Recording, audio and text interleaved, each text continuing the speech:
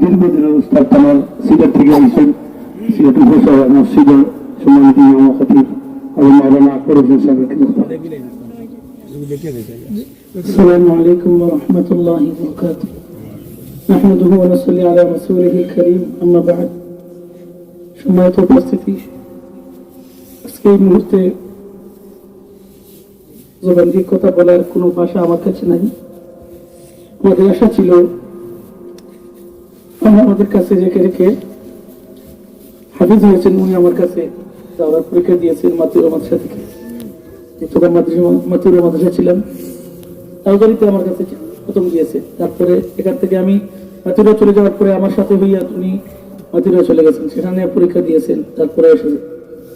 আমাদের আশা ছিল যে উনি আমাদের জানাজা নামাজ পড়াবেন, আমাদের জন্য দোয়া করবেন, কিন্তু আজকে ওনার জন্য আমাদেরকে দোয়া করতে হয়েছে। সেগুলো কষ্টের আর কোনো কিছু নেই। আমরা আপনাদের কাছে দোয়া চাই, আমরা তো দোয়া করবোই, এর সাথে সাথে আল্লাহ পাক যেন ওনার খবরকে জান্নাতের আলা মুকাম হিসেবে কবুল করেন। আমরা সবাই বলি আমিন।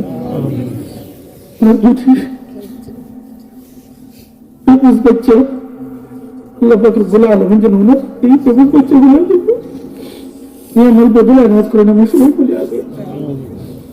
আর এই মৃত্যু থেকে আমাদের শিক্ষা নেওয়া দরকার। আসার সিরিয়াল আছে, যাওয়ার কোনো সিরিয়াল নেই, কার কোন সময় মৌত চলে আসবে।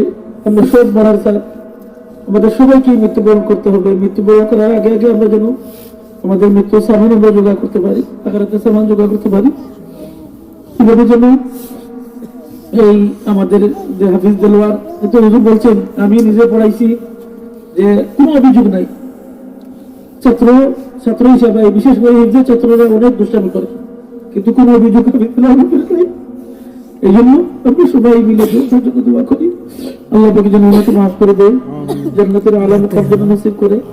এবং ওনারা জীবিত আছে, ওনার লিখে আছে, ওনার বিধবা স্ত্রী সবাইকে যেন আল্লাহ তাআলা সবরে জমিল আনায়াত করেন। আমরা সবাই বলি আমিন। ওয়া আখিরু দাওয়ানা আলহামদুলিল্লাহি রাব্বিল আলামিন। সবাই সুন্দর কষ্ট করে বিসমিল্লাহির রহমানির রহিম। আমরা যারা এখানে হাজির আছি সবই আপনি এই রাস্তা অতিক্রম করতে হবে। আমাদের জন্য এই হাফিজ দেলোয়ারের মত আমাদের জন্য একটা শিক্ষা।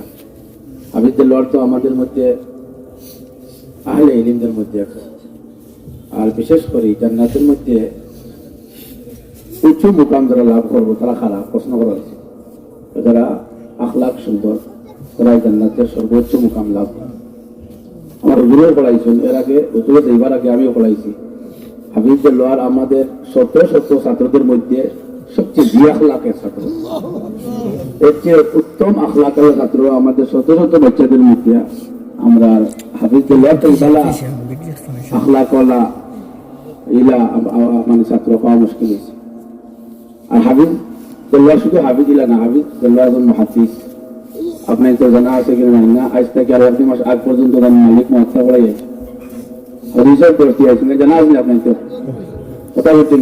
ইলে এক ভাগ্যবান বাচ্চা যে মা আর যে বাপে পাইছো, তাই তো আজকে হাফিজ দেলোয়ারের বিদায় আজকে ধৈর্য সহিত আল্লাহ পাকের শুকরিয়া আদায় করতাম যে সন্তানের ছেলে একজন হাফিজ সাহেব, একজন জি আখলাক এবং একজন মুহাদ্দিস সাহেব মৃত্যুর আগ পর্যন্ত দিনের খেদমতে কিন্তু মশগুল আসলাম। আমার ডাইনি আমার হুজুর বক্তব্য উবা আছেন, হুজুরও ওই সাক্ষী হামেশা দেন যে হাফিজ দেলোয়ারের মতো এবং জি আখলাক ছাত্র আর নাই। তো সুন্দর চরিত্র, তো সুন্দর আখলাক, নিখুঁত নির্বেজাল জীবন। আল্লাহ তাবারাকা ওয়া তাআলা তার দরজাকে উৎসাহ করুক। আর তানা বাচ্চান দুটো অসহায়, একবারে ছোট ছোট, একটা বয়স হয়তো মনে হয় 12-14 মাস হইব, আর 3 বছর 2.5 বছর হইব। আমি যাচ্ছি গত 2-3 দিন আগে এই বাচ্চার মধ্যে আল্লাহ তাবারাকা ওয়া তাআলা